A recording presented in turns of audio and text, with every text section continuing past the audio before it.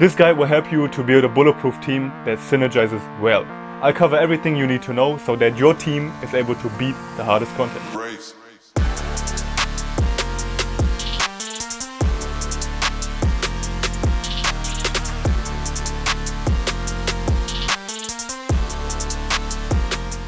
First, we have to decide who is our main DPS, or main damage dealer.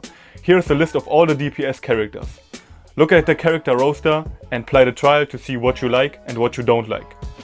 All characters have a special playstyle. There are huge differences in their kit, and you'll instantly notice that one kit might be more fun than another one. It's all up to personal preference in the end.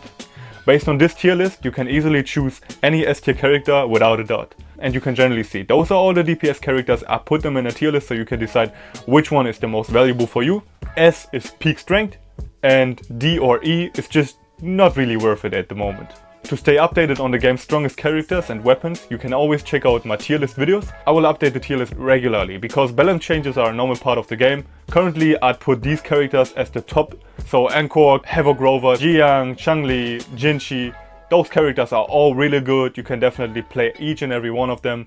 But you need to understand who are the second and the third character, okay? With that said, we're transitioning into team synergy. If you mess up your team synergy, the game is becoming much more difficult and the content will be much harder to clear.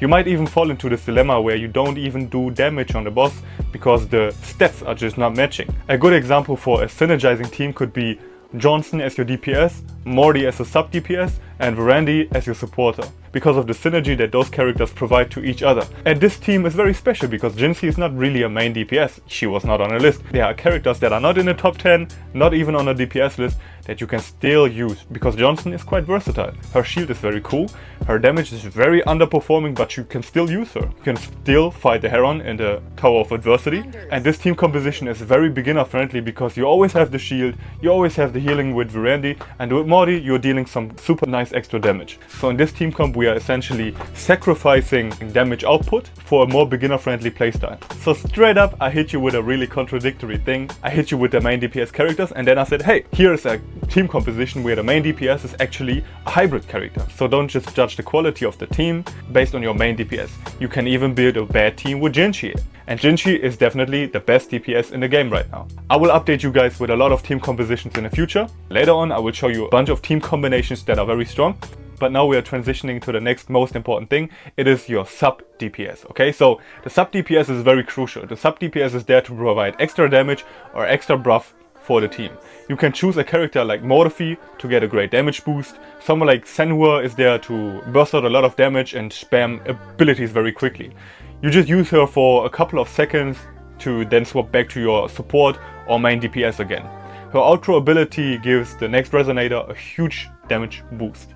So she is a great choice and a no-brainer for a lot of team comps. So you're just essentially searching for a character. Yinlin is another great example. You can just switch her in, deal a lot of damage, and then give the whole team or the next character a really good buff. So your sub DPS essentially has the role to get swapped in really quickly, do a lot of damage, to then get swapped out, and either from his outro skill or from his intro skill, he's providing a bonus in damage to the whole party or the next team member. So the sub DPS is just there to not stay on the field too long, but to provide great benefit for the whole team. Last but definitely not least, we need a support unit. The choice is very easy because the best one is currently Verena. She's a goated god tier character in the game right now because she's the only healer and she gives a really good damage boost. She heals a lot of damage and she's just great. Traditional healer with a great kit. You can put her in every single team composition. She will always provide value in the team. If you didn't watch my video where I told you pick Verena in the choice banner because she's just providing so much value and you don't have her, it's not too bad because you can use Baija. Baija is slightly, or let's say definitely a lot worse than Verena, but she's definitely a good option as well. She could still be up there in the tier list, right? She's the only other healer in the game and you definitely need to use her for the Tower of Adversity late game content. So you can definitely use her, you can level her up. She's a good character as well. Not as busted as Verena, but definitely very good. The third option is not a healer, but a shielder. It is Johnson, okay? Zhang Zheng, she's very good. She gives you a shield, she makes sure that you are staying alive, and she's providing a good buff as well.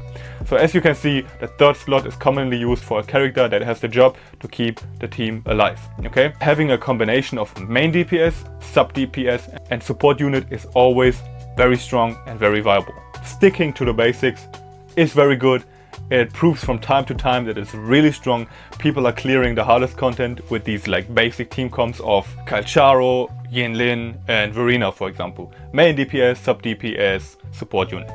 And these teams from time to time prove that they are very, very strong. And last but not least, like I promised earlier, here is my list of the most viable teams in version 1.1. Just pick one and you're good to go.